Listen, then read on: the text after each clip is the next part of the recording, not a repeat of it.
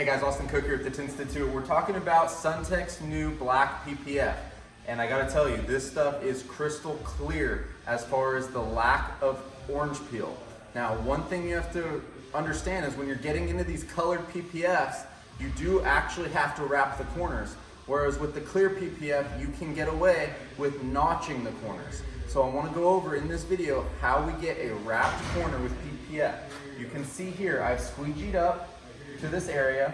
I haven't squeegeed too close to the corner because I want to be able to stretch from a large surface area. But what I'm going to do is I'm going to steam. First I'm going to mark the corner, and you can see with my finger I'm marking the corner with no stretch. So I'm going to trim this away here. There's multiple ways to do this. I'm just showing you how I do it. So I'm pretty much right at the corner with no stretch there. Now I'm going to lift this up. I'm going to steam the whole area. And then I'm gonna hit the PPF with steam on the adhesive side so it really sticks when I go to hook it. So here we go.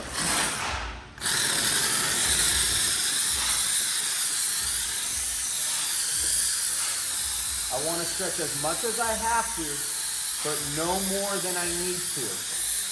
I wanna stretch as much as I have to, but no more than I need to. So you're not just stretching like a crazy man. Just to do it, you're reading the film. So just like with vinyl, I'm gonna hook it on the corner and then hold it. Now I'm gonna take my squeegee and squeegee towards the corner.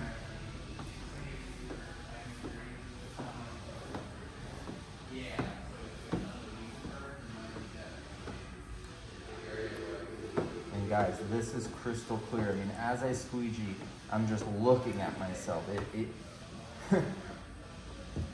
It honestly looks better than paint, if you can imagine. So hopefully the camera can come in here and see that corner.